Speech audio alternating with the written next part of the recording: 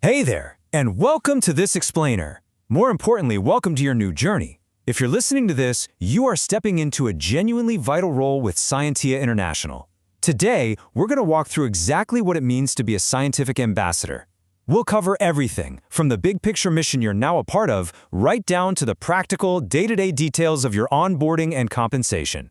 So let's get started. First things first, let's anchor ourselves in who we're actually representing here. Scientia International is a Spanish-Brazilian scientific and technological startup, and they have a very clear, incredibly powerful mission: democratizing scientific knowledge across borders and languages. The core philosophy is pretty simple. Groundbreaking research shouldn't be locked behind some expensive paywall, and it definitely shouldn't be hidden just because it wasn't originally written in English. It's all about global science in open access. All right, here is our roadmap for today. We have 5 key areas to hit: the Scientia ecosystem, your role as ambassador, the onboarding process, commissions and institutional tools, and finally, confidentiality and communication. Let's jump in to Section 1, the Scientia ecosystem. Okay, let's dive into this, because before you can connect researchers with this platform, you really need to understand the macro view. The Scientia ecosystem is built on these massive pillars that actively smash down linguistic and financial barriers. First up, trilingual publication. A researcher can submit their work in their native language, and once it's approved, it gets translated and published in Portuguese, Spanish, and English. That essentially triples their audience overnight. Plus, crucial metadata, like titles and abstracts, are made available in 6 global languages.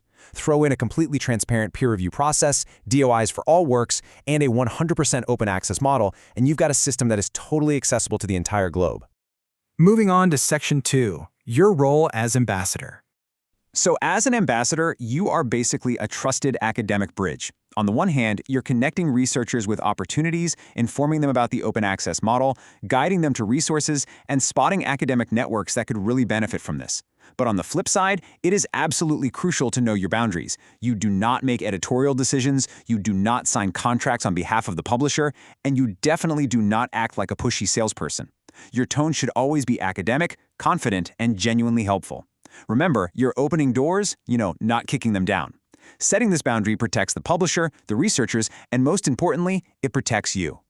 Which brings us to Section 3, the onboarding process. Now yes, there's a little bit of paperwork to formalize things, but the whole process is entirely digital, super straightforward, and highly secure. You're going to receive 2 distinct secure links. Step 1, use the first link to review and electronically sign your digital service provision contract. And yes, that e-signature is fully legally binding. Step 2, hit the second link to complete your identity verification. Step 3 is just sitting tight and waiting for the official green light from the Scientia team. And finally, Step 4, once you're approved, you get full access to all your ambassador materials and guidelines. Now you might be wondering to yourself, why exactly is identity verification required? It's a completely fair question, and we want to build radical transparency around these steps right from day one. So, the crucial point is that this verification is not just corporate red tape. It's actually a mechanism of mutual trust. It confirms we are working with real, identifiable people, which prevents fraud and protects the Scientia brand. But honestly, the biggest benefit is for you. It ensures that your future commission payments are entirely secure and go directly to the right person. It essentially bulletproofs your personal profile from any unauthorized claims. It's all about professional protection across the board. All right, let's get into Section 4, commissions and institutional tools. 10%. I want to highlight this number nice and bold because transparency is key here. This is your standard commission rate for every article processing charge, or APC, that is effectively received from an operation clearly linked to your ambassador activity. No hidden math, no complex tiers, just a straightforward percentage of the confirmed paid APC. But hey, actually that 10% isn't necessarily the ceiling. Your commission can actually increase up to 20% when you bring in strategic value. Think bigger than individual referrals, like connecting with authors who have huge potential for recurring publications, or maybe opening the door to a massive institutional network. As for payouts, your commission is processed within a maximum of 15 days after Scientia officially receives the client's payment, assuming your invoices are all squared away with your local tax rules. To help you land those big opportunities, you might be provided with an institutional email, specifically under the partners.scientia.international domain. This is a fantastic professional tool that instantly boosts your credibility when you're chatting with department heads or distinguished researchers. But because it carries the official brand name, it is strictly reserved for authorized ambassador work. No personal matters and absolutely no mass spam messaging. Treat it as a tool of trust. Finally, let's wrap up with Section 5, Confidentiality and Communication. Now, what's really interesting about this slide is the timeline. You are naturally going to see a lot of non-public information: author contacts, internal documents, editorial workflows, you name it. Strict confidentiality applies to all of this.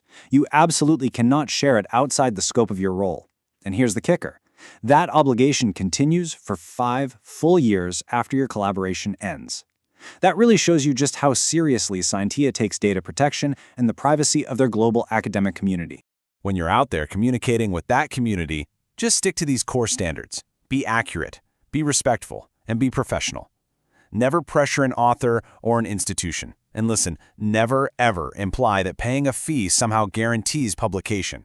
Every single paper goes through rigorous, blind, scientific peer review. Lastly, you don't have to be a walking encyclopedia.